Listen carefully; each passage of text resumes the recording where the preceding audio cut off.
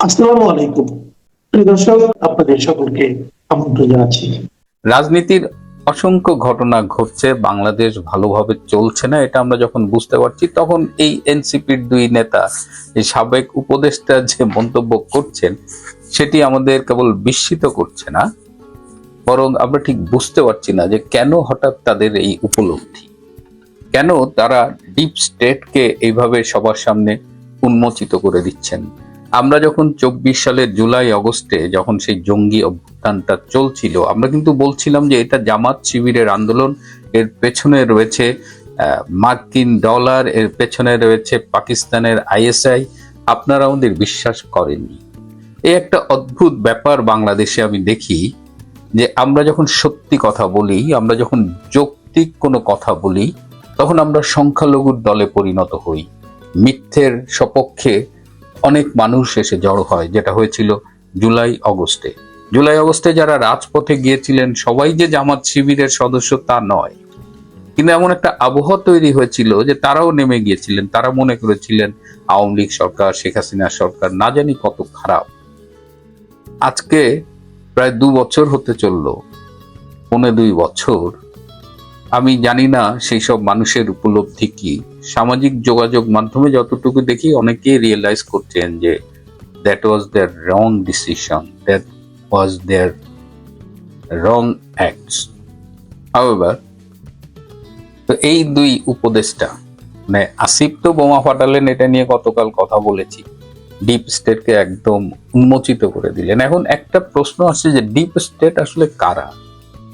এই deep state, আমরা যখন ডিপ স্টেট বলি সারাক্ষণ তো মার্কিন ডিপ স্টেট, মার্কিন ডিপ স্টেট, মার্কিন ডিপ স্টেটের কথা মাথায় আসে। তাহলে কি মার্কিন ডিপ স্টেটের একটা বাংলাদেশ শাখা আছে? বাংলাদেশে কি একটা ডিপ স্টেট আছে? আমি অনেককে জিজ্ঞেস করেছি, আমি কোনো স্পেসিফিক আনসার পাইনি। সো এটা আসিফ নাহিদ এরা আরো স্পেসিফিক বলতে পারবে। কিন্তু আমরা দেখেছি যে জুলাইয়ের আগে, বিশেষ করে 2018-র পরে যে মুভমেন্ট গুলো হয়েছে, তখন কিছু লোক কিছু সংগঠনের ব্যানারে নিয়মিত সেমিনার করতেন। তারা আবার নিয়মিত প্রথম আলো, ডেইলি স্টারে কলাম লিখতেন, এবং এরা কিন্তু সব একই ভাষায় একইভাবে কথা বলতেন। এদের একটাই টার্গেট ছিল শেখ হাসিনা খারাপ, এবং তারা শেখ হাসিনাকে সরানোর জন্য একটা বিশাল কাজ শুরু করেছিলেন, এবং এর পেছনে কিন্তু একটা বড় রকমের ফান্ডিং আসতো মার্কিন যুক্তরাষ্ট্র থেকে। আমি গতকাল একটা লিস্ট পেয়েছি, সেখানে একদম কোন প্রজেক্টে মার্কিন যুক্তরাষ্ট্রের কোন প্রতিষ্ঠানের পক্ষ থেকে কত ডলার দেওয়া হয়েছে। এগুলো সবই ছিল প্রজেক্টের খেলা, কিন্তু এই প্রজেক্টের আন্ডারে যে হিডেন এজেন্ডাটা ছিল সেটা হলো শেখ হাসিনাকে সরাতে হবে। শেখ হাসিনার প্রধান অপরাধ, শেখ হাসিনা বাংলাদেশ প্রেম। শেখ হাসিনা বাংলাদেশের স্বার্থে ভারত বলেন, আমেরিকা বলেন, কারোর সাথে কোনো আপোষ করতে রাজি না। সুতরাং বাংলাদেশে, বিশেষ করে এই সেন্ট মার্টিন দ্বীপ বলেন, কক্সবাজার বলেন, মিয়ানমার বাংলাদেশ সীমান্ত বলেন, আরাকান আর্মিকে সাপোর্ট করা বলেন, এই সব কিছু, চিটাগাং পোর্টের দখল নিতে চাইলে যাই বলেন, সব কিছুর প্রধান অন্তরায় ছিল শেখ হাসিনা। হ্যাঁ, শেখ হাসিনা দেশের স্বার্থ বিক্রি করে নিজে ক্ষমতায় থাকতে চান, এবং এগুলো তিনি বলে গেছেন। তিনি বলেছেন, আমরা বিশ্বাস করিনি, আমরা দুর্বৃত্তকে বিশ্বাস করেছিলাম, আমরা প্রতারককে বিশ্বাস করেছিলাম, আমরা ছলনাময়ীদের বিশ্বাস করেছিলাম। তার পরিণতি কি হতে পারে সেটা 18 মাসে ডক্টর ইউনূস দেখিয়েছে। একজন বিশ্ব বাটপার, যিনি শান্তিতে নোবেল পেয়ে দেশটাকে অশান্তিতে ভরে দিয়েছিলেন। এবং 2006 সালে ডক্টর ইউনূসকে নোবেল দেওয়া হয়েছিল বাংলাদেশকে মাথায় রেখে, এবং 2007 সালেই তাকে ক্ষমতায় আনার জন্য প্রাথমিক পরিকল্পনাটা করা হয়েছিল। কিন্তু সেবার তিনি ওই 2 বছরের ক্ষমতা হবে না, 10 বছরের ক্ষমতা চাই, আলটিমেটলি তিনি হননি। কিন্তু তিনি বেঁচে আছেন, 86 বছর হয়ে গেছে তার। তিনি ক্ষমতা নিয়ে বাংলাদেশের হো মা সারা করে দিয়ে এখন তিনি আবার গার্লফ্রেন্ড নিয়ে জাপান গেছেন, ঘুরে বেড়াবেন, মোজ করবেন, সরকারি নিরাপত্তায় থাকবেন।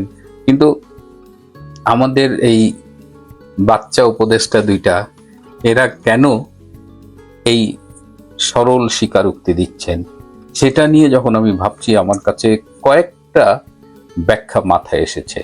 তার মধ্যে একটা হলো যে নিশ্চয়ই আবার নতুন করে কোনো ঘোট পাকাচ্ছে, না হলে কেন তারা এটা এভাবে বলবে। এখন ডিপ স্টেট যাদের পক্ষ থেকে এরা মাঠে নেমেছিল, যাদের ভাড়াটে হিসেবে এরা খেটেছিল, এই ডিপ স্টেট আসলে এত সুদূর প্রসারী এবং গভীরভাবে ষড়যন্ত্রগুলো করে, যেগুলো আমার আপনার পক্ষে ভাবা সম্ভব না। আমরা হয়তো কিছু ক্লু দিতে পারি, যেমন এখন আমি বলতে পারি যে এরা যেহেতু এই বিষয়গুলো বলছে, নিশ্চয়ই এদের নতুন কোনো ধান্দা আছে, কিন্তু স্পেসিফিক আবার কি ষড়যন্ত্র করছে সেটা কিন্তু আমরা খুব সুনির্দিষ্ট করে বলতে পারবো না। হয়তো বলবো যে যে নতুন সরকারটা আসছে, তারেক রহমান তার প্রতি নতুন করে চ্যালেঞ্জ ছুড়ে দিচ্ছে, তারা সরকার বিরোধী আন্দোলন করবার জন্য কোনো ইস্যু খুঁজতেছে বা পথ খুঁজতেছে, সেখানে আবার তারা দেশি বিদেশি ডিপ স্টেটের সমর্থন চাচ্ছে, এটা হইতে পারে। সো এটা হলো প্রথম সম্ভাবনা, যে there is something being cooked up, মানে কোথাও কোনো একটা কিছু তৈরি হচ্ছে আমাদের সবার অন্তরালে। দ্বিতীয় হতে পারে যে আসলে এগুলো তাদের ইমম্যাচিউরিটি। এই যে ছেলেগুলা, এগুলো হলে ছাত্রলীগের লুঙ্গির তলায় থাকতো, কেউ কেউ কোনো গোপন পরিচয় থাকতো, এদের তো কেউ চিনতো না। তো এরা যখন এত বড় একটা ষড়যন্ত্রের পার্ট হিসেবে দায়িত্ব পেল এবং প্রায় অকল্পনীয়ভাবে তারা আগের সরকারকে দেশ থেকে সরিয়ে নিজেরা ক্ষমতার জোর দখল করলো, তখন আর তাদের ঠিক যে আপনি মানে না, গায়ে মোড়ল বা এরকম কি যেন একটা আছে না, তো এরা আসলে ঠিক বুঝতে পারছে না। এরা সব, এর আগে হাসিব নামে একজন সাবেক সমন্বয়ক, তিনি বলেছিলেন যে তারা বিপ্লবের স্বার্থে মেট্রো রেল ভেঙেছেন, পুলিশ হত্যা করেছেন, হ্যাঁ, এগুলো না করলে নাকি বিপ্লব সফল হতো না। কিন্তু এই যে স্বীকারোক্তি দিয়ে একটা ডকুমেন্ট রেখে দিলেন, এটা আজ হোক কাল হোক, এই স্বীকারোক্তির ভিত্তিতেই কিন্তু এই সমন্বয়কদেরই বিচারের মুখোমুখি দাঁড়াতে হবে। কিন্তু ওই যে ইম্যাচিউর বলে দিয়েছেন, এই ইম্যাচিউরিটির এটা একটা কারণ হতে পারে। আর একটা কারণ হতে পারে যে প্রচন্ড হতাশা থেকে তারা এগুলো বলছেন, যে তারা তো 2024 জুলাই আগস্টের এই জঙ্গি অভ্যুত্থানের পরে তারা তো ন্যাশনালি একটা হিরো হিসেবে আবির্ভূত হয়েছিলেন। কাক যেমন ময়ূর পুচ্ছ লাগালেই ময়ূর হয়ে যায় না, তো এই আপাত দৃষ্টিতে হিরোগুলো কিন্তু অচিরেই স্বরূপে আবির্ভূত হয়েছেন। তাদের সামনে একটা সুযোগ এসেছিল, বাংলাদেশের যতটুকু পরিবর্তন প্রয়োজন আমরা চাই, মানুষ প্রত্যাশা করেছিল সেটি করা, কিন্তু তারা কি করেছে? তারা মব সন্ত্রাস কায়েম করেছে। তারা অর্থনৈতিকভাবে প্রচন্ড অসৎ ছিল। তারা যারা হোস্টেলে ঠিকমতো খাইতে পারতো না, কোনো মতে পাতলা ডাল একটু মাংস সবজি দিয়ে ভাত খাইতো, তারা এক একজন এখন শত শত কোটি টাকার মালিক। এই যে আসিফ ভুঁইয়া বলেন, নাহিদ ইসলাম বলেন, সক্রেটিস মাহফুজ বলেন, আসনাত আব্দুল্লাহ বলেন, সার্জিস বলেন, এরা সব শত শত কোটি টাকা কামাই করেছে। এরা আমাদের সংস্কারের কথা বলেছে, স্বপ্নের কথা বলেছে, পরিবর্তনের কথা বলেছে। হ্যাঁ, শেখ হাসিনার কত দোষ, এই শেখ হাসিনা তো এদের তুলনায় সহস্র গুণ ভালো, যদি কম্পেয়ার করতেই হয়। কম্পেয়ার আসলে হয় না, আপেলের সাথে তো আর মাকাল ফলের কম্পেয়ার হয় না। তো এখন তারা এখন তাদের যে পতন ঘটেছে, তারা যে ছাত্র জনতার কাছে আর গ্রহণযোগ্য কেউ নেই, তাদের এখন জামাতের সি টিম, অরিজিনালি সেই জামাতের সাথে জোট বেঁধে ভুয়া ভোটে, সন্ধ্যার ভোটে, এমনকি হেরে যাওয়ার পরেও জোর করে তাদের এমপি হতে হয়। তো তারা এটা হয়তো মানতে পারতেছে না, কিন্তু তাদের অবস্থানটা দেশবাসীর কাছে ক্লিয়ার, তাদের এখন আর প্রয়োজন নেই। ডিপ স্টেট কি তাদের উপর আর বিশ্বাস করে? ডিপ স্টেট তো তাদের ব্যবহার করে ছুঁড়ে ফেলেছে। আমার এক বড় ভাই চমৎকার একটা উদাহরণ দিয়েছে, এটা বলতে একটু সংকোচ হচ্ছিল, কিন্তু আমার কাছে মনে হচ্ছে যে আমার এই প্রোগ্রাম যারা শোনেন সবাই আমরা অ্যাডাল্ট। কন্ডোম ব্যবহারের পরে ছুঁড়ে ফেলতে হয়। তো এইসব সমন্বয়ের, মায়ে খাদানো, বাপে তাড়ানো, এই টোকাই সমন্বয়কগুলো আসলে কন্ডোমের মতো, এরা ডিপ স্টেটকে চেনে না। বাংলাদেশে 1975 সালে বঙ্গবন্ধু হত্যায় অনেককে ব্যবহার করা হয়েছিল, তার মধ্যে একজন ছিল আওয়ামী লীগেরই নেতা, বঙ্গবন্ধুর খুব ঘনিষ্ঠ খন্দকার মোস্তাক হোসেন। সে মোস্তাক কিন্তু বছরের পর বছর জেল খেটেছে 75-এর পরে। 81 দিনের মাথায় তাকে ছুঁড়ে ফেলে দেওয়া হয়েছে। তো এরকম রাজনীতিতে ব্যবহৃত হওয়ার পরে কন্ডোমের মতো যে নিক্ষিপ্ত হয়েছে, এটা নতুন কিছু না। তো এই আসিফ, নাহিদ বা যারা আজকে মনে করছে যে একসময় ন্যাশনাল হিরো ছিলাম, এখন কি হলো? তোমরা বাবা কন্ডমের পরিণতি আজকে ভোগ করতেছো। Nothing new. বাংলাদেশে যে সর্বনাশটা হয়েছে, একদিন না একদিন ডেফিনেটলি এর থেকে আমাদের উত্তরণ হবে, এবং সেটা আমরা চাই যে খুব বেশি দেরি যেন না হয়। বাংলাদেশ অলরেডি অনেক পিছিয়ে গেছে, কেউ বলে 50 বছর, কেউ বলে 100 বছর। সেখান থেকে ঘুরে দাঁড়ানোর জন্য আমাদের একজন শেখ হাসিনা দরকার। শেখ হাসিনার কোনো বিকল্প এই মুহূর্তে বাংলাদেশে নেই। যারা আমার সাথে তর্ক করতেন যে একজন মানুষের বিকল্প কেন থাকবে না, এটা যদি কেউ মারা যায় বা কাজ করতে না পারে সেটা অন্য কথা, কিন্তু the best options we have at this moment, আমি সবসময় বলি Bangladesh is the best crisis manager and she is Sheikh Hasina. Modi গত 24শে মার্চ 2026 মানে গত মঙ্গলবার মার্কিন প্রেসিডেন্ট ট্রাম্প ফোন করেছিলেন ভারতের প্রধানমন্ত্রী নরেন্দ্র মোদিকে। ফোন করার কারণ ছিল মধ্য এশিয়ায় যে যুদ্ধ এখন শুরু হয়েছে, ইরান যুদ্ধ, যে যুদ্ধ এখন শুরু হয়েছে সেই যুদ্ধ বন্ধ করা এবং হরমুজ প্রণালী যেটা ইরান বন্ধ করে রেখেছে, ছাড়ছে কেবলমাত্র নিজের কিছু কয়েকটি বন্ধু রাষ্ট্র, অন্তত যাদেরকে বন্ধু বলে মনে করেন এমন কয়েকটি রাষ্ট্রের জন্য ছাড়ছেন। সেই হরমুজ প্রণালী থেকে ইরানের অবরোধ মুক্ত করার ব্যাপারে মধ্যস্থতা করার জন্যে ট্রাম্প ফোন করেছিলেন ভারতের প্রধানমন্ত্রীকে। এখন এইরকম ফোনের খবর আসছে, নিউ ইয়র্ক টাইমস খবর দিয়েছে, যখন ফোন করছিলেন তখন ফোনের আর এক প্রান্ত সেখানে উপস্থিত ছিলেন ইলন মাস্ক। ইলন মাস্ক ধনকুবের, ট্রাম্পের বন্ধু ছিলেন একদা, বর্তমানে ট্রাম্পের সাথে তার সম্পর্ক খারাপ হয়ে গিয়েছিল বলে আমরা জানতাম। এখন তিনি কেন হঠাৎ ফোনের মধ্যে রয়েছেন, ফোনের এক প্রান্ত, তার মানে কন্ট্যাক্ট যোগাযোগটা তার সাথেও রয়েছে কেন? মানে আলোচনার মধ্যে যেটা জানা যাচ্ছে যে মাস্ক কোনো কথা বলেননি, তিনি কেবল শুনেছেন। কথা যা বলার বলেছেন নরেন্দ্র মোদি এবং ট্রাম্প। প্রশ্নটা হচ্ছে দুটো দেশের প্রধান যখন কথা বলছেন, সেই কথা বলার সময় এভাবে তৃতীয় ব্যক্তির উপস্থিতি খুবই বিরল, নেই, ধরতে গেলে প্রায় নেই। কিন্তু কেন মাস্ক উপস্থিত ছিলেন? শোনা যাচ্ছে দেশের ভেতরে ও বাইরে এইটা নিয়ে আলোচনা চলছে। বিভিন্ন, বললাম আগেই নিউ ইয়র্ক টাইমসের কথা বলেছি, নিউ ইয়র্ক টাইমসে বলাই হয়েছে যে ইলন মাস্ক এই আলোচনার একটা ফোন তার কাছেও ছিল। তাহলে এখন কেন হঠাৎ এই রকম আলোচনার মধ্যে ইলন মাস্ক এসে হাজির? বিশেষত ট্রাম্পের সঙ্গে যখন তার সম্পর্ক খারাপ হয়ে গেছে, ভালো নেই না, খারাপ হয়ে গেছে বলে সবাই জানতো, তখন কেন? এবং এইটা নিয়ে দেশের ভিতরে বাইরে প্রচুর আলোচনা চলছে যে কেন ইলন মাস্ক এই সময়ে ফোনে আছেন। তার কারণ যেটা জানা যাচ্ছে, দেশের ভেতরে ও বাইরে ট্রাম্প এখন বিপুল সমালোচিত, তার জনপ্রিয়তা ভীষণভাবে নিচে নেমে গেছে। তাই ট্রাম্প সন্ধি করে নিয়েছেন মাস্কের সঙ্গে।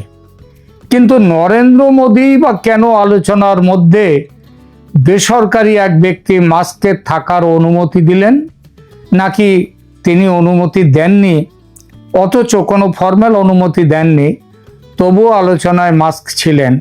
মানে এই দুই রাষ্ট্রপ্রধানের হয় দুজন, নইলে কেউ একজন বলেছেন বলেই তো মাস্ক থাকতে পেরেছে, নইলে তো থাকতে পারতেন না। নিশ্চিতভাবেই এটি কিন্তু কূটনৈতিক দৃষ্টিতে অস্বাভাবিক ঘটনা। কারণ 24শে মার্চ, সেই মার্চে ট্রাম্প মোদি ফোনালাপে ইলন মাস্ক ছিলেন বলে শুধু নিউ ইয়র্ক টাইমস প্রথম খবরটা দেয় দুদিন পর, 27 তারিখে। কিন্তু তারপরে পৃথিবীর বহু দেশে, বিশেষত আন্তর্জাতিক প্রতিবেদন, বহু প্রতিবেদনে এটা উঠে এসছে। নিউ ইয়র্ক টাইমসের প্রতিবেদনে দুই মার্কিন কর্মকর্তার বরাতে বলা হয়েছে যে যুদ্ধকালীন সংকটে দুই রাষ্ট্রনেতার কথোপকথনে কোনো বেসরকারি ব্যক্তির উপস্থিতিকে সেই প্রতিবেদন, সব প্রতিবেদন বলেছে আনইউজুয়াল, অর্থাৎ অস্বাভাবিক। আরও তাৎপর্যপূর্ণ হলো ভারত বা যুক্তরাষ্ট্র কেউই নিজেদের প্রকাশ্য যে বিবরণী প্রকাশ হয়েছে রিড আউট, সেই রিড আউটে মাস্কের উপস্থিতির কথা উল্লেখ করেনি। তাহলে কেন? যেটা নিশ্চিতভাবে জানা গেছে তা হলো 24শে মার্চ ট্রাম্প মোদিকে ফোন করেন পশ্চিম এশিয়ার পরিস্থিতি নিয়ে কথা বলতে, এবং মোদি পরে প্রকাশ্যে বলেন যে ভারত দ্রুত উত্তেজনা প্রশমন, শান্তি পুনঃপ্রতিষ্ঠা এবং হরমুজ প্রণালী খোলা, নিরাপদ ও প্রবেশযোগ্য রাখার পক্ষে। এই কলটি ইরান, ইসরায়েল, যুক্তরাষ্ট্র ঘিরে চলমান সংকটের মধ্যে হয়েছিল, তাই এর কৌশলগত গুরুত্ব ছিল সরাসরি জ্বালানি নিরাপত্তা ও সামুদ্রিক চলাচলের সঙ্গে যুক্ত। এরপর 27শে মার্চ প্রকাশিত নিউ ইয়র্ক টাইমসের প্রতিবেদনে জানানো হয় ইলন মাস্কও ওই কলের অংশ ছিলেন, কিন্তু সরকারি বিবরণীতে তার নাম না থাকা থেকেই বোঝা যায় বিষয়টি অন্তত প্রকাশ্য কূটনৈতিক কাঠামোর অংশ হিসেবে তুলে ধরা হয়নি। ঘটনাটা কতটা বিরল ছিল দেখা যাক। রাষ্ট্রপ্রধানদের ফোনালাপ সাধারণত খুব প্রস্তুতি নিয়ে হয়, মানে তার আগে অনেক প্রস্তুতি চলে। মার্কিন ব্যবস্থায় এ ধরনের কলের আগে নীতিগত টকিং পয়েন্টস তৈরি হয়, কোন কোন বিষয়ে কথা হবে এবং সেই বিষয়ে সংশ্লিষ্ট কর্মকর্তারা উপস্থিত থাকেন এবং কথোপকথনের রেকর্ডও সংরক্ষণ করা হয়। সেই মানদণ্ডে দেখলে কোনো আনুষ্ঠানিক পদে না থাকা এক বেসরকারি ধনকুবের এলন মাস্কের এমন কলে থাকা অবশ্যই বিরল, তবে অসম্ভব নয় ট্রাম্পের জন্য, বিশেষ করে ট্রাম্প, কারণ তিনি অতীতেও প্রচলিত কূটনৈতিক শিষ্টাচার ভেঙে ব্যক্তিগত ফোন ব্যবহারের মতো পদক্ষেপ নিয়েছেন। অর্থাৎ তার অফিসিয়াল ফোন ব্যবহার করেননি, ব্যক্তিগত ফোনে তিনি অফিসিয়াল কথাবার্তা বলেছেন, যার নিরাপত্তা ও প্রোটোকল নিয়ে প্রশ্ন তুলেছিল। তাই এই ঘটনাটি নজিরবিহীন না হলেও প্রচলিত রাষ্ট্রীয় আচারের বাইরে কথা জোর দিয়ে বলা যায়। এবার দেখি মাস্ক কেন ছিলেন। এখনো পর্যন্ত সবচেয়ে যেটা সৎ উত্তর হলো তার কারণটা জানা যায়নি। কোনো সরকারই বলেনি দুই দেশের যে মাস্ক কেন যুক্ত ছিলেন। তিনি শুধু শুনছিলেন নাকি মত দিয়েছেন, বা তার অংশগ্রহণ আগে থেকে দুই পক্ষের জানা ছিল কিনা, এই বিষয়ে কেউ একটি কথা বলেননি। সবচেয়ে শক্তিশালী প্রকাশ্য ইঙ্গিতটি এসেছে নিউ ইয়র্ক টাইমসের ওই প্রতিবেদনের মধ্যে, যার কথা আগে উল্লেখ করেছি। মাস্কের উপস্থিতি ট্রাম্প ও মাস্কের সম্পর্কের বরফ গলার লক্ষণ হতে পারে। কয়েকটি ভারতীয় ও মার্কিন প্রতিবেদনে একই কথা উঠে এসেছে। মাস্কের অন্তর্ভুক্তি ইঙ্গিত দেয় যে আগের টানাপোড়েনের পর, ঝগড়াঝাটির পর তিনি আবার ট্রাম্পের কাছের মানুষ হয়েছেন। তাহলে কি ট্রাম্প কি মাস্কের সঙ্গে সন্ধি তৈরি করে নিলেন? সন্ধি শব্দটি রাজনৈতিকভাবে আকর্ষণীয়, কিন্তু প্রমাণের দিক থেকে অন্তত এই সময়ে একটু বেশি বলা হয়ে যায়। যেটুকু বলা যায় সেটা হলো নির্ভরযোগ্য প্রতিবেদনে অনুযায়ী বড়জোর বলা যায় ট্রাম্প এবং মাস্কের মধ্যে সম্পর্কের উন্নতি হয়েছে, যেটাকে বলা যায় বেটার টার্মস। একথা সত্য যে ট্রাম্প এই মুহূর্তে সমালোচনার মুখে এবং তার জনপ্রিয়তা ভীষণভাবে দুর্বল দেখাচ্ছে। বিখ্যাত রেটিং সংস্থা পিউ জানুয়ারির শেষে ট্রাম্পের অ্যাপ্রুভাল 37% বলেছে, যেটা একসময় 58, 59, 60 ছিল, সেটা 37-এ নেমে এসছে। ফক্সের মার্চ জরিপে অ্যাপ্রুভাল বলা হয়েছে 41% এবং ডিসঅ্যাপ্রুভাল তার বিরুদ্ধে 58%। আর সিলভার বুলেটিনের 27শে মার্চের গড় অনুযায়ী তার নেট অ্যাপ্রুভাল আরও 16 নেমে গেছে, -16.7, যা দ্বিতীয় মেয়াদের রেকর্ড নিম্ন স্তর। কিন্তু এখান থেকে সরাসরি বলা যাবে না যে জনপ্রিয়তা পড়ে যাওয়াতেই ট্রাম্প মাস্ককে সঙ্গে নিয়ে এই কলটি করেছেন, মঞ্চস্থ করেছেন। এরকম সম্পর্ক মেরামতের পেছনে রাজনৈতিক অর্থ, তহবিল, মিডিয়া প্রভাব, ব্যক্তিগত অ্যাক্সেস সবই কাজ করতে পারে। প্রকাশ্য উৎসগুলো শুধু বলছে সম্পর্ক ভালো হয়েছে, উন্নত হয়েছে। কারণটি ওই যে ট্রাম্পের জনপ্রিয়তা নেমে গেছে, তার যে জনপ্রিয়তার সংকট, এটা বলে না, কিন্তু সেটা আমরা আঁচ করছে সারা পৃথিবী। এবার দেখা যাক এই কলের মধ্যে মাস্কের উপস্থিতি মোদি কেন মানলেন। ভারতে মাস্কের সংস্থা স্পেস এক্স, তার শীঘ্র এন্ট্রি হচ্ছে, হয়তো 2-4 মাসের মধ্যে। বড় বিনিয়োগ আসছে মাস্কের তরফ থেকে। সেই জন্য কি মোদি নরম মনোভাব নিয়েছেন? তিনি থাকতে অস্বীকার, মাস্কের এখানে অংশগ্রহণে আলোচনায় অংশগ্রহণ না, উপস্থিত থাকা, তাতেই তিনি আপত্তি করেননি কি এই কারণে? এমন উত্তর কিন্তু বড় সরলীকরণ হয়ে যায়। সবচেয়ে গুরুত্বপূর্ণ কথাটা হলো প্রকাশ্য তথ্যের ভিত্তিতে বলা যাচ্ছে না যে মোদি আলাদা করে অনুমতি দিয়েছেন, অর্থাৎ তার বিনা অনুমতিতেই এটা নেওয়া হয়েছে, মানে মাস্কে নেওয়া হয়েছে। আমরা শুধু জানি ভারতীয় প্রকাশ্য বিবরণীতে মাস্কের নাম কোথাও নেই, অর্থাৎ দিল্লি তাকে কূটনৈতিকভাবে বৈধ সহ অংশগ্রহণকারী আলোচনায় এই হিসেবে দেখাতে চায়নি। আমার বিশ্লেষণ সেই জন্য দিল্লি সম্ভবত প্রোটোকল আপত্তির চেয়ে মূল সংকট আলোচনাকে অগ্রাধিকার দিয়েছে।